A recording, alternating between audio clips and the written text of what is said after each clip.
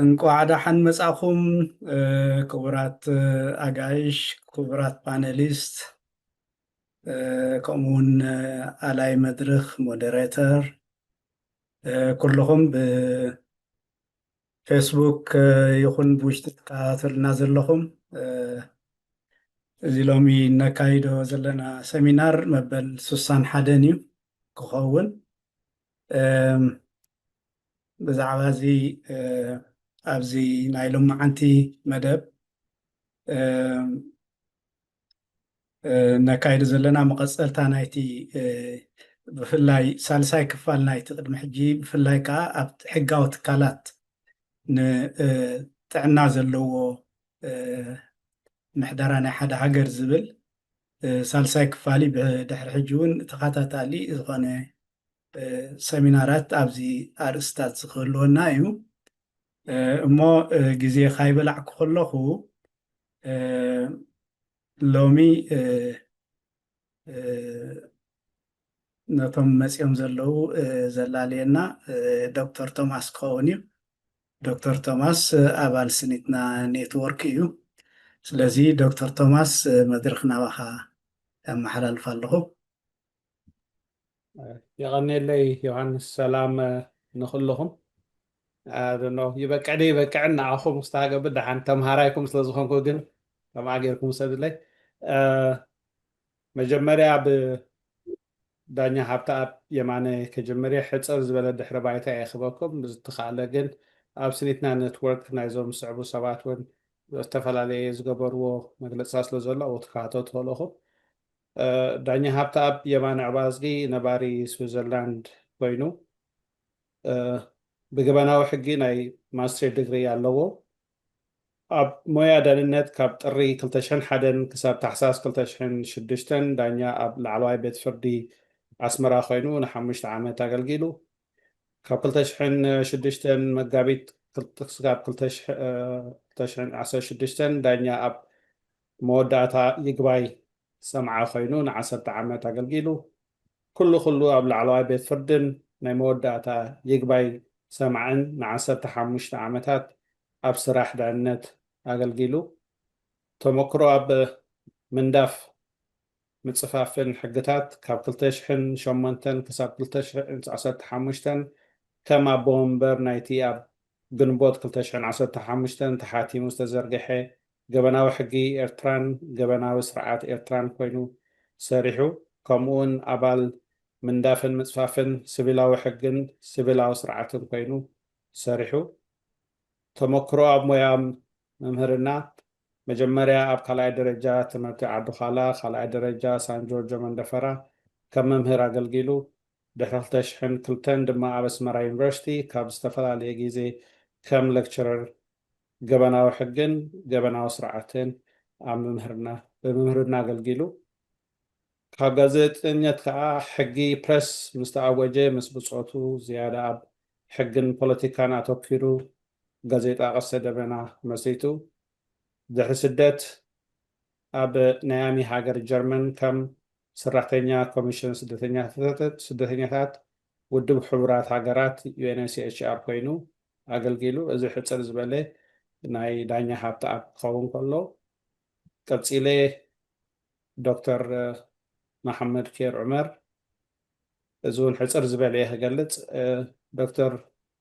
መሐመድ ኬር ዑመር ብፒኤችዲ ማዕርግ ዝተመረቐ ኣብ ኖርዌይ ዝነብር ነፃ ፀሓፍን ተመራማርን ዜጋ እዩ ኣብ ፖለቲካዊ ጉዳያት ኣፍሪቃ ብፍላይ ከዓ ኣብ ቀርኒ ኣፍሪቃ ኣተኪሩ ዝመራመር ዓቕሚ ፍልጠት ዘለዎን ዝነጥፍን እዩ ቀደም ኣብ ኤርትራ ኣብ ዩኒቨርሲቲ ኣስመራ ዲን ናይ ኮሌጅ ሕርሻን ማይን ስነ ፍልጠትን ኮይኑ ኣገልጊሉ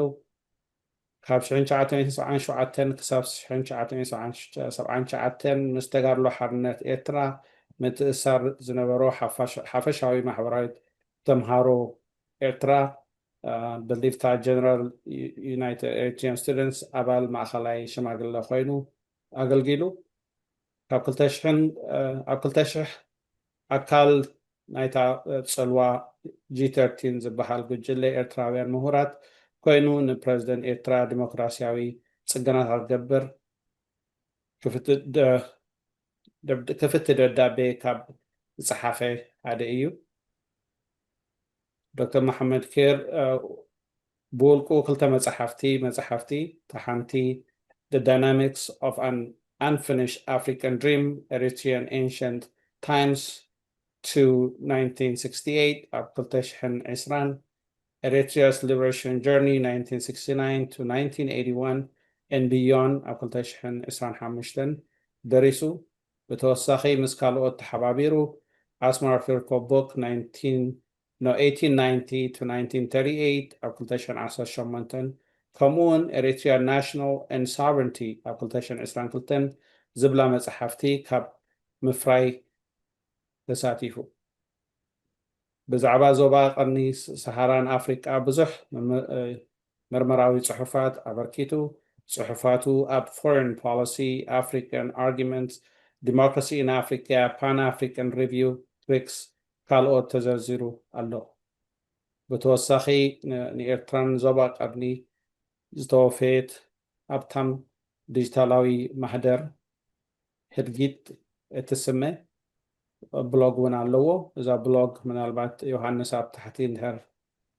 ክስታይ ጌርካ ክከታተልዋ መጠን እዚኣ ብሕፅር ዝበለ ናይ ዶክተር መሐመድ ኬር ክትከውን ከላ ቀፂለ ብፕሮፌሰር ኪዳነ መንግስትኣብ ፕሮፌሰር ኪዳነ መንግስትኣብ ፔንስልቬንያ ስቴት ዩኒቨርሲቲ ፕሮፌሰር ሊበራል ኣርት መጽናዕቲ ኣፍሪካን ፖለቲካል ሳይንስ እዩ። መጽናዕቲ ዘተኩረሉ ኣርስታት ጽንታዊ ርጋእን ዓብይ ዞባ ቀርኒ ኣፍሪቃ ኣገደስቲ ያታዊ ትካላት ኣብ ምሕደራ ኣፍሪቃዊ ኢንዱስትሪ ዕደና ኣብ ኣፍሪቃ ዝፈጥሮ ማሕበራዊ ቁጠባዊ ጽልዋታት ከምኡውን ሓደስቲ ኣገባባት ምስጋር ናብ ዲሞክራሲያዊ ኣብ ኣፍሪቃ ገለ ካብ ፕሮፌሰር ኪዳነ ዘፍረዮም መጽሓፍቲ The Horn of Africa, Host Post and Global Political Polity Press ኣብ 2015 and an edit volume titled The Crisis of Democratization in the Great Horn of Africa, James Carey ኣብ 2020 ኣብዚ እዋን እዚ ድማ Africa's Traditional Institution of Governance, Promise and Problems ዘርእስታ መጽሓፍ ኣብ ምውዳእ ይርከብ ኣሎ። መዓንቲ ሞዴሬት ዝገብረልና ነዚ ዘዋሃደልናን ዝመርሓልናን ከዓ ዶክተር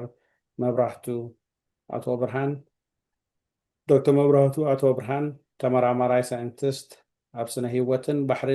ጽልዋታት ለውጢ ክልማይ ምጽዋር ስነ ህይወት ግምጋም ባሕርን እዩ። ብፍላይ ዘተኩረሉ ከባቢ ከዓ ኣብ ዞባ ምዕራባዊ ህንዳዊ ውቅያኖስ እዩ። መጽናዕቱ ብሰንኪ ለውጢ ክልማ ዝመጽእ ናይ ኮሮር ምብራስ ዕቀባ ብዙሕነት ናይ ህይወትን ምርግጋዝ ጥሙር ውሕደት መነባብሮ ሕብረተሰብ ኣብ ዘላቂ ምሕደራ ከባቢያዊ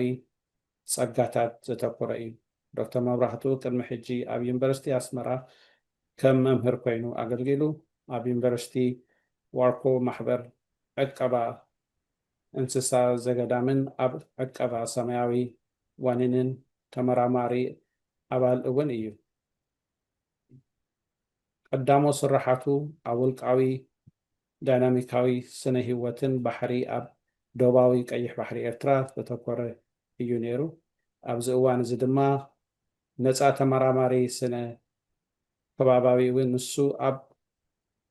ዓለማዊ ተበግሶታት ናይ ውድብ ሕቡራት ሃገራት ኣብ ፕሮግራም ኣከባቢያዊ ምርምር ማለት ኣብ ምስሳን ኮሮላዊ ሃብትን ነቶም ኣብ ገምገም ባሕሪ ዝነብሩ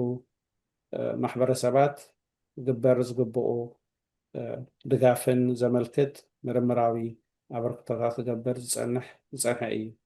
እዚ ለዝመስል ሕፅር ዝበለ ናይዞም ኣርባዕተ ዜጋታትናን ምሁራታትናን ከምቲ ቀዲመ ዝበልክዎ እውን ብስፍሕ ዝበለ ዝገበርዎ ፅሑፋቶምን ብሎጋቶምን ወይ ኣብዚ ስኒትና ኔትወርክ ዝገበርዎ ኣበርክቶ እውን ኣብ ስኒትና ኔትወርክ ዳይሬክተሪ ኣብቲ ሰሚናር ዘካይድ ወቅት መርኮሶ ትኽእሉ እዚ ለይ የቀኒየለይ ብሩኽ መዓልቲ ወይ ብሩኽ ምሸት ይግበረልና የቀኒየለይ ዮሃንስ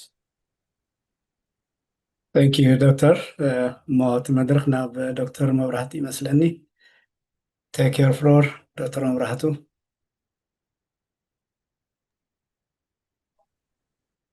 Okay.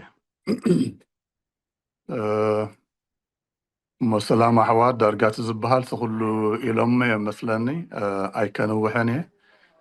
أبزي مجمر يوم استراحة ناس حاو قبازجي دبوس زي سلسنا دكتور مبراتي مثلني لما حاوكيو مزخوناتنا عدنا درجة زي أرجس يبلناني ناخد بالنخل ስለዚህ ተቀቢለ ኣለኹ ደሓን ካልእ ከም ዝተባህለ እቲ ዝርዝር ተመክሮ ተገሊፁ ኖ ምናልባት ብዛዕባ ነፍሰይ ክዛረብ ዘይኮንኩ ግን ሓንቲ ክጠቕሳ ዝደሊ ኣብዚ ቀረባ እዋን ዝገበርናዮ ካብዞም ሎሚ ቀሪቦም ዘለውን ሰለስተ ዘለናያ ማለት እዩ ዶክተር መሓመድ ኼር ፕሮፌሰር ኪዳነ ኣነ ዘለኹ ኣብታ ናይ ቀይሕ ባሕሪ መፅናዕቲ እውን ኣቕሪብና ነርና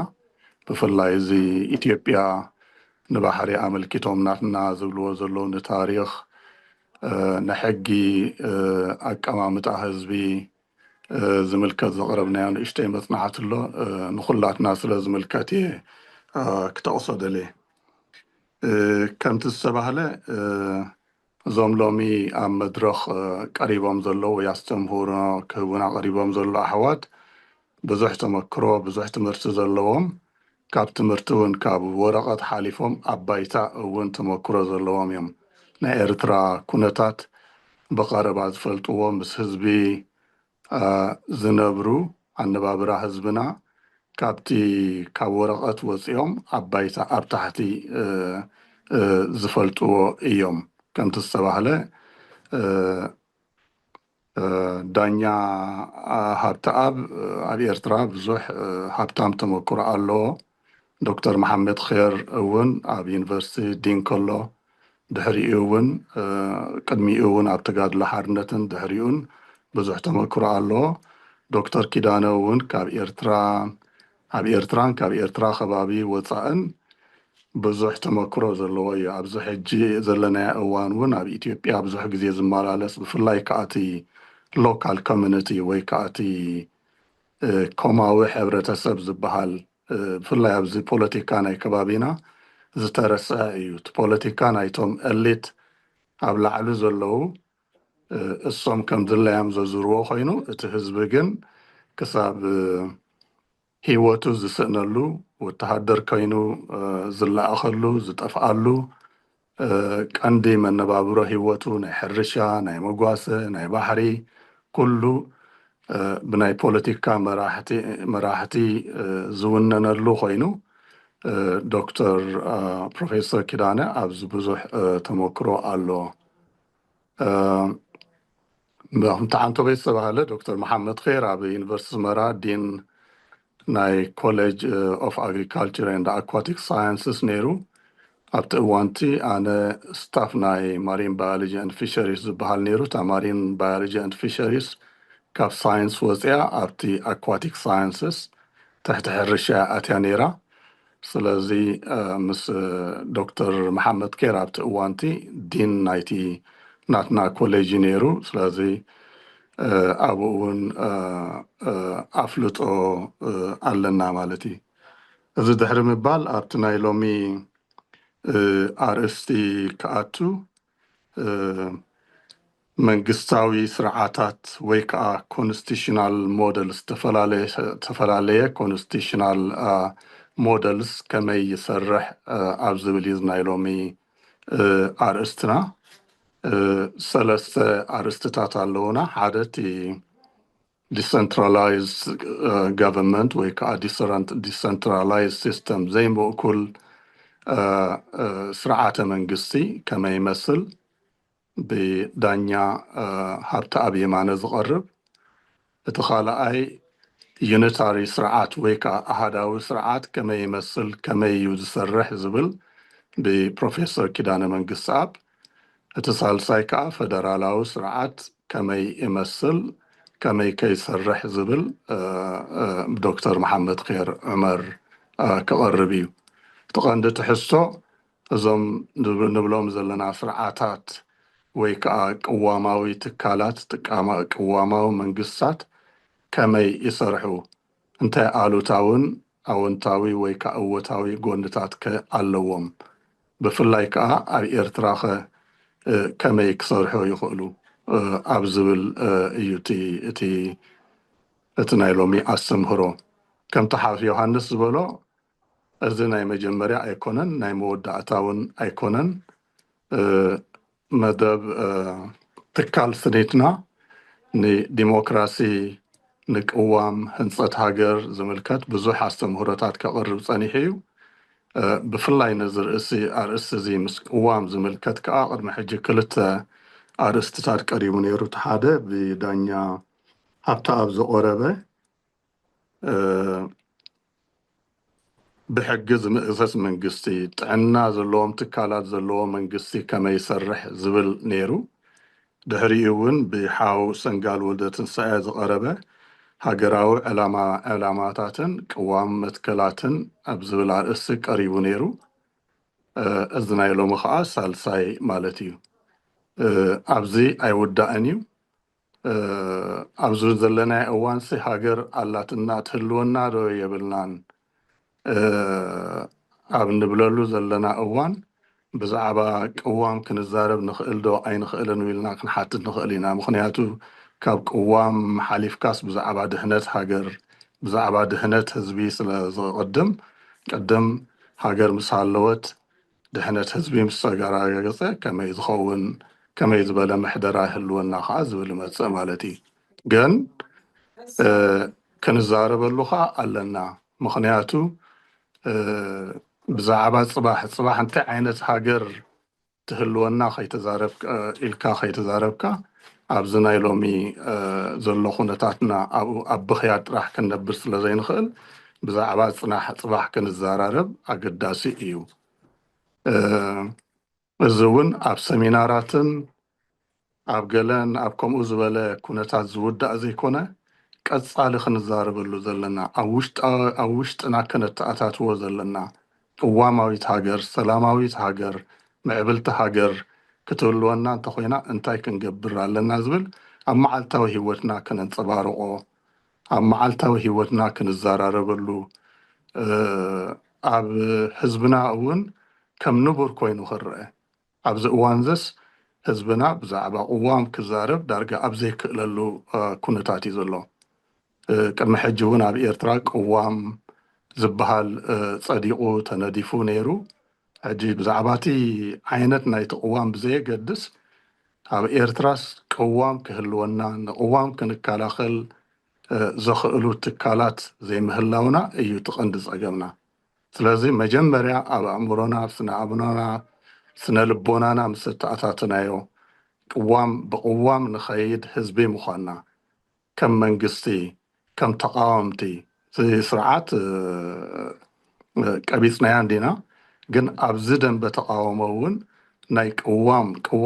ብቅዋም ንኸይድ ብሰላማዊ መንገዲ ንኸይድ ህዝባዊ ስርዓት ክህሉ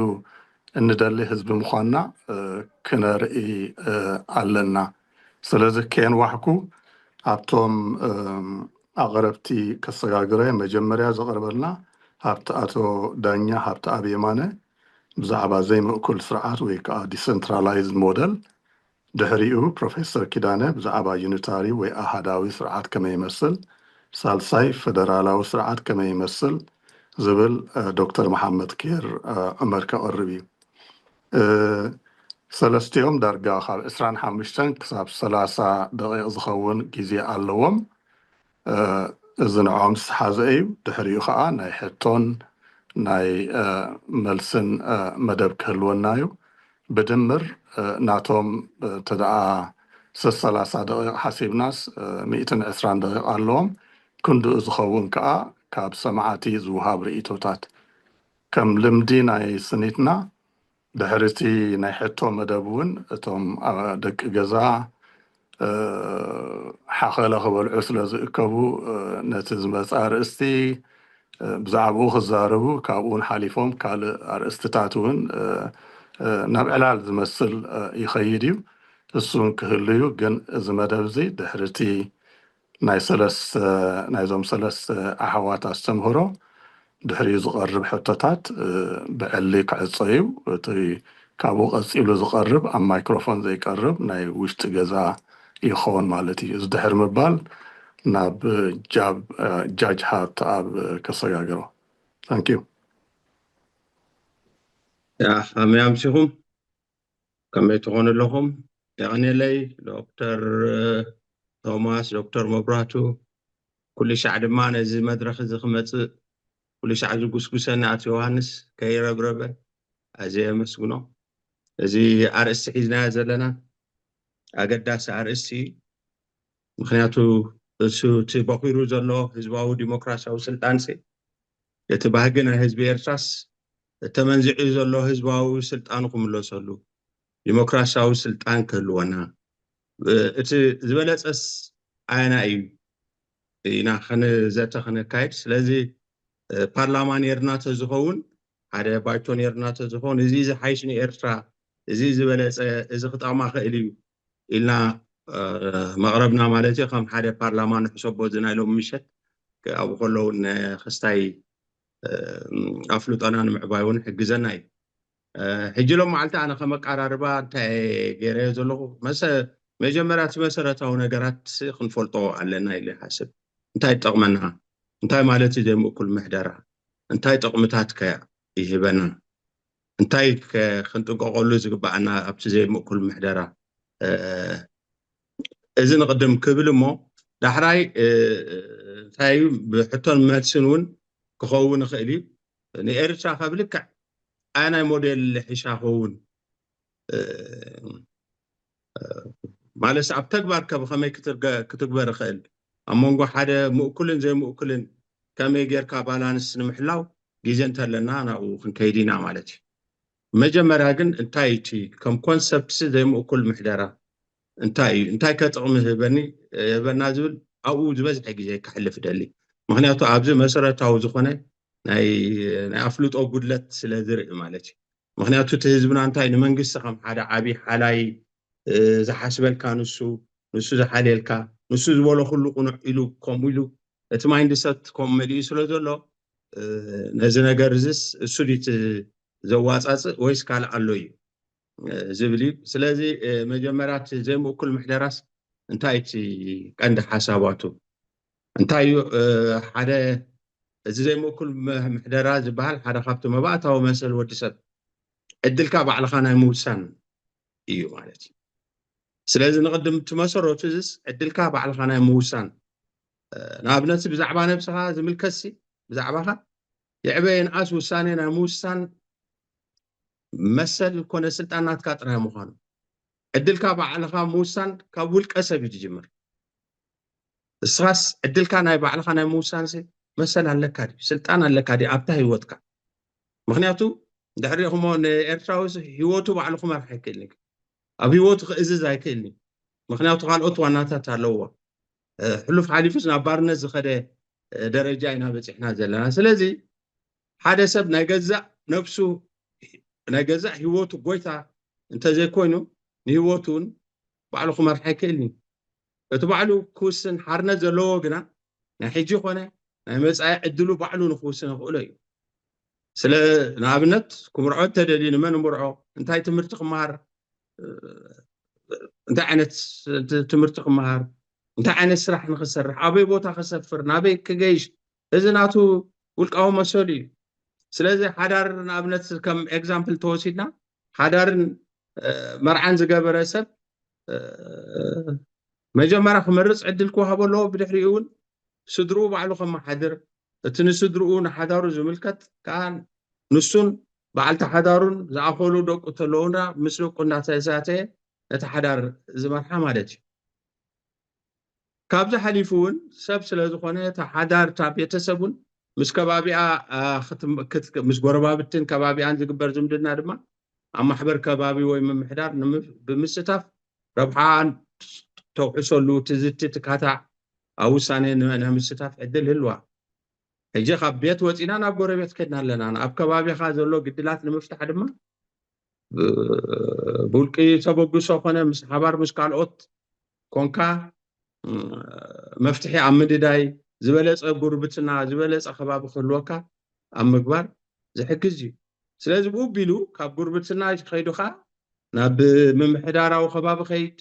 كم ممحداراو خباب نابت زلعله كوم دابلت تستساتفو خيد اذا مسرتاو مثلنا ود سبي اذا اتي حبرات منقسات نابنا تشارشر ناي حبرات منقسات تقدامي عنكس بزعبا عدلكا بعلخا ناي موسان يعني عنكس حدا نوس عنكس كلته ناي تشارشر ناي حبرات منقسات تايت بلالا امونغو احزاب ام كبار متكل معرة مسلاتن عرسو ساني حزبتاتن استمسرته محزنتاو زمدنا نمبعبال كومون ادماساو سلام نمدلدال كال قبو سقمتاتن نموتات ازيس مسرتي إذا مسر سوت ثانية ناول كسبسي مسكالوت صبوا زمدنا خلوكا معرة مسل كلوكا كابو حليل فدما نهاجرك أب هاجرك معرة مسل كلوكا كابو حليل فدما نهاجراوي سم زمدنا سنيتن زحجزي سلازي إذا مسر سوت ثانية زبهال كاول كسب ديجمر ندعبي زخيدي سلازي ندحر ريخا ولا بتي شارشنا حبرات منقصات ناي حبرات هاجرات تايبل عنقص 55 مسبعو خبرن مسبعو مثلن وتحزب اما اخبار متكل معرب مسلات عرسو ثاني حزبتات تمسرته امونغو احزاب سلاماوي محزنتاوي زمدنان نخلو مرغغا انت صبق زمدنا نمفتحرن حجاجي كابزو وصايون توم كلته كوفنانت بحالو اون كابتن قدامت كابتن اي سيفل بوليتيكا ومسالات نايتي وطبعا سوشيال اند كالتشرال كوفنانت زبهل اقول توم قند عنود ناي مسل ودي سبيو سلازي اذا مسلكا عدلكا بعلها ناي موسان كابول كسب دي جمره اجنا من محدار نخيد لنا سلازي نعبي خير اتي اب هاجرنا كله ندلو زلنا سقعته من محدره اتي بخيرو زلو اتي سينا زلنا حزباوي سلطان تنبهغو زلنا حزباوي ديمقراسياوي سلطان بحزب زمرح بحزب زله لولاونتنا حزبي لولاونتنا حقي لولاونتنا قوام زراغ سرعه منغس نمتكال ازي نفس سيلف ديترمينيشن عرسو ثاني ونفسها عدلكا بعلخا ناي موسان اسو مسرته خوينو ازاي مؤكل محدرة حدا خابت مسارح ناتو اي مالتي سلازي زي مؤكل محدرة انتاي خطأ منا كابتسي انا زلناس انتاي كقوانات صفنا تقولوا له زبل حدا زرزر زبلا حدا عسرت زخونا نطبطات علواني قلطف إلى خبلين حدا خابت تقمنا زي مؤكل محدرة نطف بوليتيكا وساساتافنت نمرقات يقولوا يحجزنا مالتي اتخاب تحتي نلعلي ويكاب عدتاتن كتماتاتن يجمر صنافه بدرجه خبابي اقداسي وسانياتات ابزو هاولو هوان نباري حزب بقربو باكل ترخيبو تقاطعو تزاتيو اتي اربحني زولو وسانياتات لمتحلاف يقولي نعوز ملكت قداي خبابي زملكت قداي قال العلواي اكل بهورو يصعنو وي زوردولو تازازات نخيم ازاز ملو حلافነት سلطانن اب ايد حزب نخولو እዚ زي كل ممحدرة ازي اقداسي مسارحي سلازي بدأت بدرجة مسرتات زقبر زي كل طرنافه حزبي بزعبا اب كبابي زول عدلات اب كبابي زول صقاتات عقمن كئلتن بدوتاتن قدلاتن بقيربا سلازي فولطون سلازي گنزبون نخبابي زخون يطقمني يزبلو بعقمي كتبرو يخيله كعوتو خيله إلو زامنلو حسابات مدبات بعلو وسينو بعل تزاتي نسو بزمسرتهم يدليني بزبلهم تكالات ابيلو ملؤ بملؤ تساتفو كتبرو زحجزو مسارحي سلازي اذا نطف بوليتيكاو تساتفو كله كاب بدرجه خباب دي جمره ندال على زخيدي ስለዚህ እዚ ብሓፂሩ ዘይምእኩል ጥርናፈ ወይ ምሕደራ ዝበሃል ዜጋታት ንክሕይሉ ህዝቢ ኣብ ምሕደራ ጉዳይ ዝያዳ ተሳትፎ ርእሰ ምሕደራ ዘተባብዕ ምዃኑ ህዝቢ ሓቀኛ ዋና ጉዳይ ምዃኑ ብግብርን ብስምዒትን ዘረጋግፀሉ ዓይነት ስርዓት እዩ። ካልኣይ ጥቕሚ ናይ ዘይምእኩል ምሕደራ ፖለቲካዊ ንቕሓትን ትምህርትን ንምዕባይ እዩ። እዚ ፖለቲካል ኤዱኬሽን ንምዕባይ እዩ። ከምቲ ንሳይንስ ኣብ ላቦራቶሪ ወይ ኣብ ቤት ትምህርቲ ንምሃሮ ንሓርነትን ንናፅነትን ንዲሞክራስን ድማ ኣብቲ ብደረጃ ዓዲ ከባቢ ዝግበር ኣኼባ ኢና ንምሃሮ ዝብል ጥቕስታት ኣሎ። እቲ ፍሉጥ ፈላስፋ ጆን ስቱዋርት ሚል እንታይ ዝብል እቲ ብደረጃ ከባቢ ነፍስኻ ምምሕዳር ቀንዲ ጥቕሙ ነባሪ ህዝቢ ኣብቲ ንዑ ዝምልከት ጉዳይ ብዘይክኡ ካልእ ዝምልከቱ ኣካል ከምዘይህሉ በዚ ቢሉ ድማ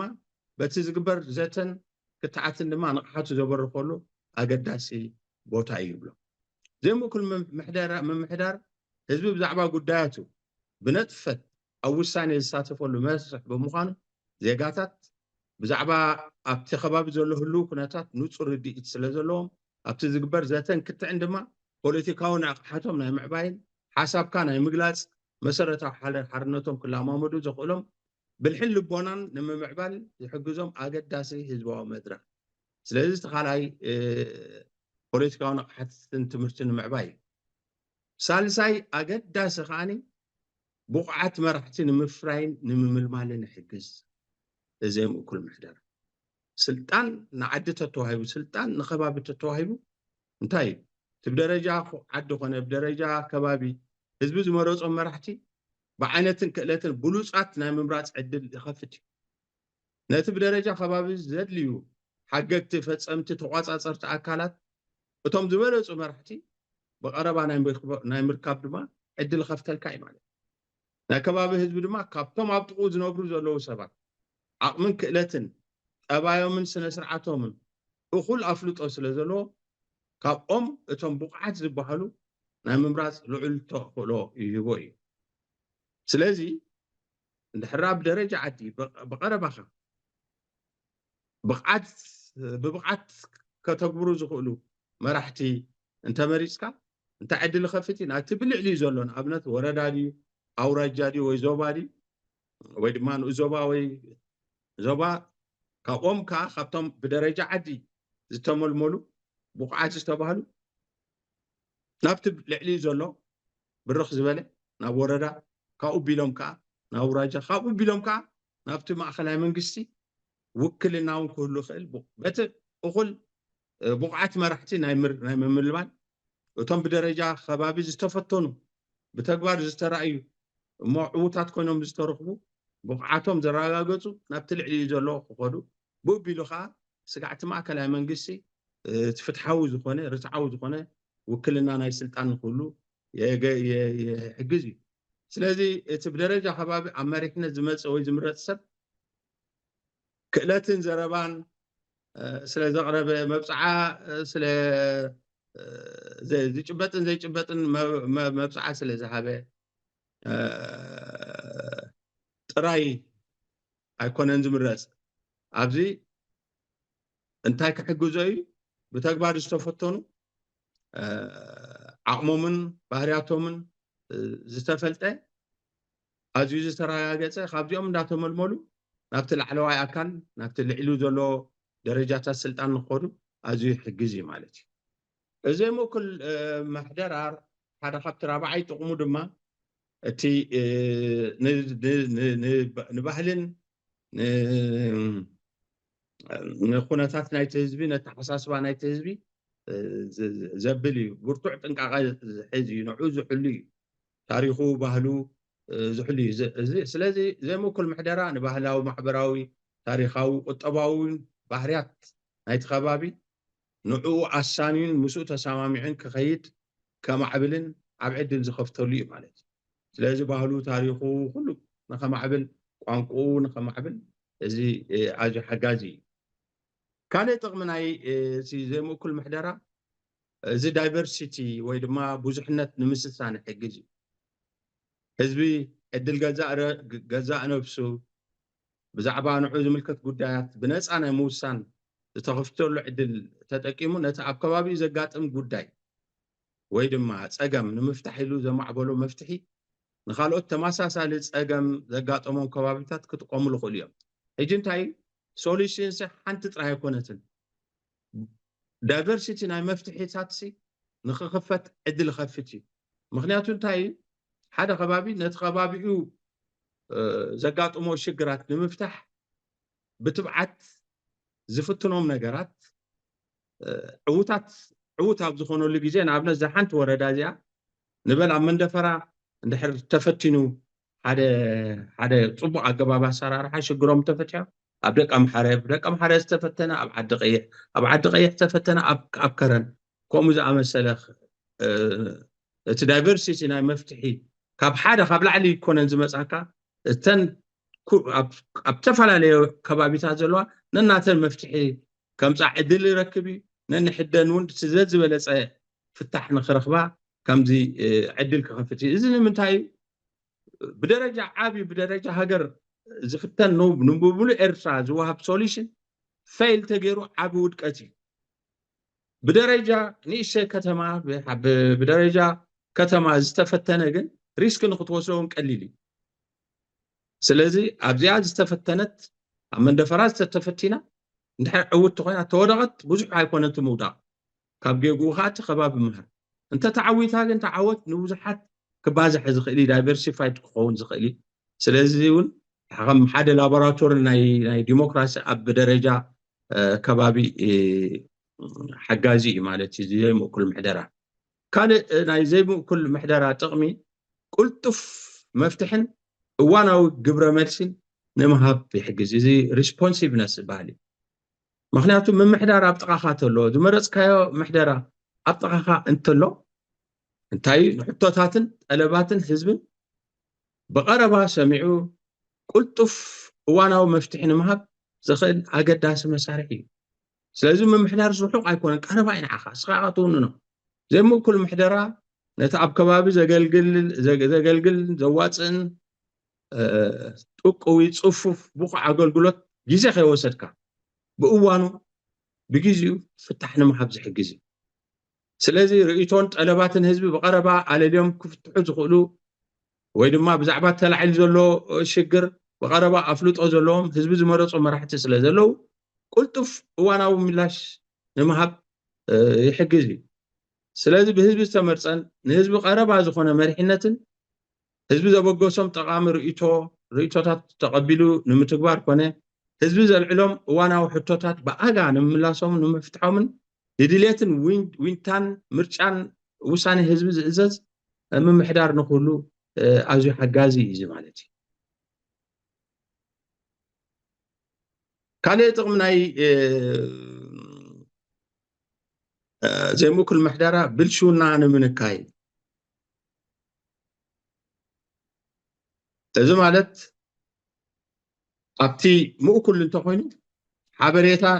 ኣብ ኢድቶም ኣብ ላዕሊ ዘለው ኣብ ኢድቶም ዓበይቲ ሰበስልጣናት እዩ ዘሎ። ዘይምእኩል እንተኮይኑ ግን እቲ ህዝቢ ዝተሳተፈሉ ባዕሉ ዝመረፆም ባይቶታት ብዘቆሞም ግሉፅ ዝኾነ ስርዓት ንምምፃእ ይሕግዝ እዩ። ዘይምእኩል ምሕደራ ኣብ ዘይብሉ እዋናት ውሕዳት ሰባት ጥራዮም ነቲ ንገንዘብ ኮነ ንልምዓት ኮነ ንስልጣናት ንኩሉ ፀጋታትን ዕድላትን ዝፈልጥዎ እሶም ከዓኒ ነዚ ዕድላት እዚ ንውልቂ ረብሕኦም ንቀቢላዊ ኮነ ንፀቢብ ረብሓታቶም ክጥቀምሉ ይኽእሉ እዮም። ኣብዚ ዘይምእኩል ምሕደራ ግን እቲ ሓበሬታ ኣብ ኢድ ብዙሓት ኣብ ኢድ ህዝቢ እዩ። ስለዚ ኣብቲ ከባቢ ዝርከቦ ሰባት ዜጋታት ነቲ ኩሉ ሓበሬታ ኣለዎም። ክንደይ ገንዘብ ተዋህሊሉ እንታይ ፀጋታት ኣሎ እንታይ ዕድላት ኣሎ እንታይ ኣታዊታት ኣሎ እንታይ ወፃኢታት ኣሎ ስለዝፈልጡ ብልሹና ንምንካይ ኣዝዩ ሓጋዚ እዚ ዘይምእኩል ምሕደራ ማለት እዩ። ንክትቋፃፀሮ ንክትሓቶ እዚ ኣገዳሲ ክስታይ ምስኡ ዝተኣሳሰርቲ እዚ ብልሹና ንምጉዳል بخلا زرارباون تحتاتنت نمرقاص accountability نمرقاص حجزي هذا خبت مسرتاوي كونستيشنال ወይ ግዝአት ሕጊ እቲ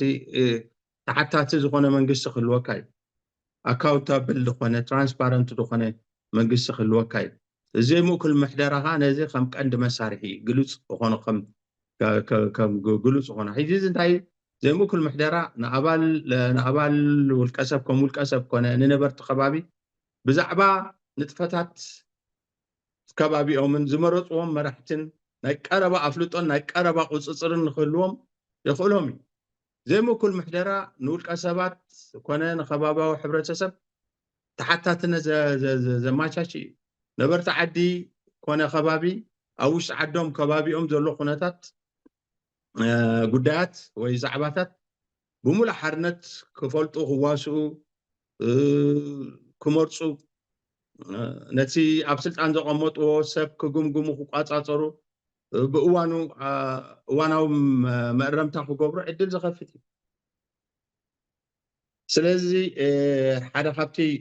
እቲ ኣካውንታቢሊቲ ምስኡ ይኸይድ እዩ ሓደ ካብቲ ጥቕሚ ናይ ዘይምእኩል ምሕደራ እዩ ካልእ ጥቕሚ ናይ ምእኩል ምሕደራ ፖለቲካዊ ምርግጋእ የምፅእ እዩ ማለት እዩ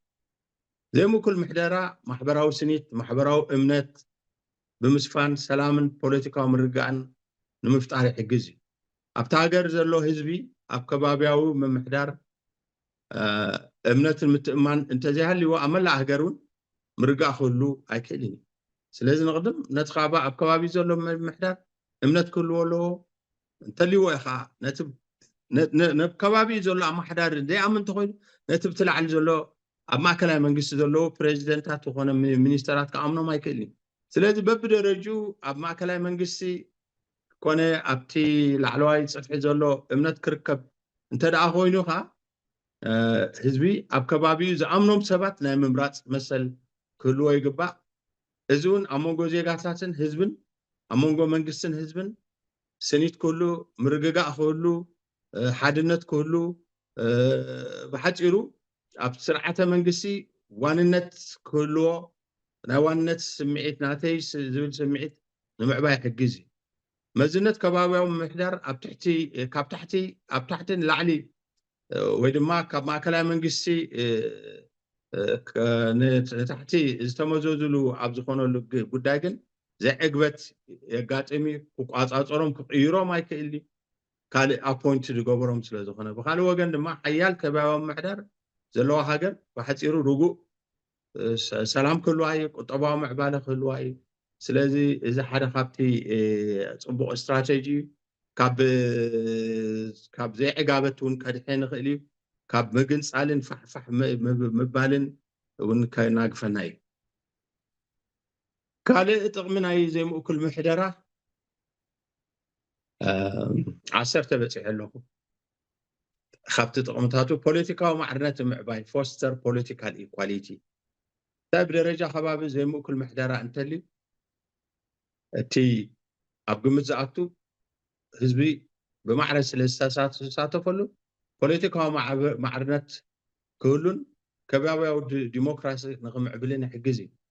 ሰባት ኣብ ምውፃእ ፖሊሲ ኣብ ምውፃእ ሕግታት ክሳተፉ እዚ ፖለቲካዊ ማዕርነት ንምሕያል ኣብ ከባቢያዊ ምሕዳር ድምፂ ናይ ምሃብ ዕድል ስለ ዝኸፍት ፖለቲካዊ ማሕበር ምቓብ እዚ እውን ናይ ምዝራብን ሓሳብካ ናይ ምግላፅ ሓርነቱን ስለ ዝቦም እዚ እቲ ፖለቲካዊ ማዕርነቶም ንምዕባይ ይሕግዞም እዩ ዝያዳ ተሳትፎ ኣብ ንጥፈታት ከባቢ እምበር ህላወ ዝዓበየ ፖለቲካዊ ማዕርነት ምርጋፅ ሓጋዚ እዩ ብደረጃ ከባቢ ዝግበር ተሳትፎ ካብቲ ብደረጃ ሃገር ዝግበር ፖለቲካዊ ተሳትፎ ዝዓበየ መለክዒ ፖለቲካዊ ማዕርነት ንምውሓስ ዘተኣማምን ይገብሮ እዩ ስለዚ ብዙሓት ዜጋታት ብቐጥታ ኣብ መሓውራት መንግስቲ ናይ ምስታፍ ድምፆም ናይ ምሃብ ዕድል ስለ ዝኸፍት እዚ ማዕርነት ዘገልግል እዩ ምስኡ ከዓ እንታይ እቲ ስነልቦናዊ ዕግበት እውን ይህቦ እዩ ነቲ ህዝቢ ኣብ ምምሕዳራዊ ጉዳያት እቲ ሳይኮሎጂካል ሳቲስፋክሽን ዝበሃል እዩ ተሳትፎ ሕብረተሰብ ኣብ ምምሕዳር ንጥፈታት ከባቢን ስነ አእምሮአዊ ምክንያት እውን ይድገፍ እዩ ስለዚ እንታይ ብሊኦም ፃዓዱ ኪንግስ ዳን ዊዝአውት ሚ አር ሜድ ኤጌንስት ሚ ይበሃል ስለዚ ስኻ ዘይተሳተፍካሉ ዝበለፀ ይኹን ውሳኔ ከም ናትካ ክትቅበሎ ትሽገር ኢኻ ስለዚ እንተዳኒ እስኻ ትሳተፈሉ ኮንካ ግን ከም ናትካ ክትጥቀመሉ ከም ናትካ ክትከላኸለሉ ከተኽብሮ ክትምእዘዞ ይሕግዝ እዩ ስለዚ ንክልቲኡ ወገን እዚ ጠቃሚ ብኡቢሉ እውን ትዋሕዚ ናይ ሓበሬታ ካብ ላዕሊ ናብ ታሕቲ ይኸይድ እዩ ስለዚ እንታይ እዩ ምስጢራውነት ምስጢር ውሕድ ምስጢር ጥራይ እዩ ዘፍቅድ ተዘይኮይኑ ብሙሉእ ብግልፅ ዝኸይድ እዩ እንታይ እዩ ህዝቢ ኣብ ንዑ ዝምልከት ጉዳያት ግሉፅነት ክህሉ ዜጋታት ብዛዕባኦም ዝምልከት ሓበሬታ ካብ መሪሕነት ክረኽቡ መሰል ዝህብ እዚ ድማ ካብቲ እምነ መሰረት ናይ ሓደ ግሉፅን ክፉትን ስርዓትን ንምኽፋት ዘይምእኩል ምሕደራ ኣዝዩ ጠቃሚ እዩ ኣብ መብዛሕትአን ሃገራት ሳልሳይ ዓለም ብፍላይ ኣብቶም ብሰውራ ናብ ስልጣን ዝመፁ ወታደራት እንታይ እዩ ኣብ ትሕቲ ጉልባብ ምስጢራውነት ክሕብኦም ዝፍተኑ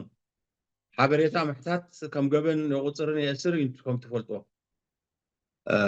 ኣብ ሓደ ቤት ፍርዲ ናይ ህንዲ እንታይ ውሳኔ ምስጢር ናይ መንግስቲ ንኸይቅላዕ ንጋዜጠኛታት ምክልካል ነይሩ ላዕለዋይ ቤት ፍርዲ ናይ ህንዲ ኣብ ዝሃቦ እንታይ ኢሉ ሓቴታ ኣብ ኣሰራርሓ መንግስቲ ምስጢራውነት ዝረአ እንተደኣ ኮይኑ እቲ ዕማማት መንግስቲ ካብ ህዝባዊ ክትትል ዝኽወል እንተደኣ ኮይኑ ጭቆና ብልሹና ከምኡውን ኣብ ስልጣን ምብዕላግ ዘደንፍዕን ዘተባብዕን ክኸውን ይኽእል እዩ ክደግማ እዚኣ ኣብ ኣሰራርሓ መንግስቲ ምስጢራውነት ዝረአ እንተደኣ ኮይኑ እቲ ዕማማት መንግስቲ እውን ካብ ህዝባዊ ክትትል ዝኽወል እንተደኣ ኮይኑ እንታይ እቲ ስርዓት ዝመፅእ ጭቆና ብልሹና ብስልጣን ምብዕላግ ዘደንፍዕን ዘተባብዕን ክኸውን እዩ ምክንያቱ ብጉልባብ ምስጢራውነት ተሸፊኑ ብህዝቢ ቁፅፅር ስለ ዘይግበረሉ ስለዚ ብዛዕባ ኣሰራርሓ መንግስቲ ንህዝቢ ወይ ህዝቢ ንዝመረፆም ወከልቱ መብርሂ ምሃብ ከም ዝግባእ እዚ ማለት ግን ምስጢር ኩሉ ይቀላዕ ማለት ኣይኮነን ምስጢራውነት ኣብ ኣዝዩ ፍሉይ እዋን ጥራይ ከም ዘድሊ ከዓ ፍሉጥ ነገር እዩ ማለት ኩሉ ይቃላዕ ማለት ኣይኮነን ግን ዋላ ነቲ ምስጢራዊ ስራሕ እቶም እቲ ህዝቢ ዝመረፆም ውሱናት ሰባት ከም ዝፈልጥዎን ከም ዝቋፃፀርዎን ክገብር ኣለዎ ማለት እዩ ኣብ መጨረሻ ካብተን ጥቕምታት እየ ዝኸይድ ዘለኹ ፀቢብ ስምዒት ኣብ ምውጋድ እውን ይሕግዝ እዩ እቲ ብደረጃ ከባቢ ዝግበር ጥርናፈ ነባሪ ህዝቢ ንሓድሕዱ ዝፋለጥን መዐቀኒኡ ድማ እቲ መዐቀኒ ዝገብሮ ትምህርቲ ፍልጠት ብቕዓትን ተመክሮን ብምዃኑ ፀቢብ ኣውራጃዊ ቀቢላዊ ሃይማኖታዊ ስምዒታት ኣብ ምውጋድ እውን ኣበርክቶ ስለዝህልዎ ሓድነትን ሲንስ ኣብ ቁስቋስ ዓቢ ተራ ኣለዎ ግዜ እንተለኒ ዝወዲእ ኣለኹ ናይ ጥቕሚ ናይ ዘይምእኩል ምሕደራ ግዜ እንተሎ እቲ ዘይምእኩል ምሕደራ ብጥንቃቐ ተታሒዙ ከስዕቦም ዝኽእል ነገራት ጉድለታት ከዓ ኣለዉ ከመይ ክቕፅል ዶክተር 30 ደቂቃ ጌርካ ኣለኻ ኦኬ ዳሓን ይኣክል ኸውን በዚ ጋጣሚ እዚ ሓንቲ ደቂቕ ክጥቀመላ እዚ ዘይምእኩል ምሕደራ ምናልባት ኣብ ኣቀራርባና ነንበይኑ ክኸውን ይኽእል ምስ ፌደራሊዝም ይቀራረብ እዩ ኣብቲ ኮንሰፕሽዋል ምክንያቱ እቲ መሰረቱ ስልጣን ንዝለዓለ ህዝቢ ስለ ዝኾነ ኣነን ዶክተር መሐመድ ኬርን ዳርጋ ንማላልኣ ንኸውን ኢና ብዙሕ ነገራት ዘመሳስል ክህልወና ይኽእል እዩ ስለዚ ድሓን ኣብዚ ጠጠው ከብል ብሕቶን መልስን ኣብቲ ምእኩል ምሕደራ ማለት ኣብ ዘይምእኩል ክበሃል ከሎ ምእኩል እውን ኣሎ ምስ እንታይ እቲ ዝለዓለ ነቲ ዘይምእኩል ምሕደራ ሂብካ እተን ውሱናት ከዓ ንምእኩል ምሕደራ ትገድፈሉ ኢኻ ስለዚ ኣብ ምናልባሽ ኣብ ሕቶን መልስን ነዚአን ከፅርየን ንኽእል እየ ስለዚህ ንግዚኡ ኣብዚ ጠጠው ከብል የቀኒየለይ ስለ ሰማዕኹም የቀኒልና ሓው ዳኛ ሃብተኣብ ቀፂሉ ፕሮፌሰር ኪዳነ መንግስትኣብ ዌልካም ፕሮፍ اوكي دمو ابزي اقرب خستي الله مسلني انا كا بانجليز نقربا يمثلني نيرو سلازتس صحفاي بانجليزي قريبه يا زخنا خاينو بانجليز كقصيليه جن ابتي هاد لايز بالكو نا تگرينيا ترجمه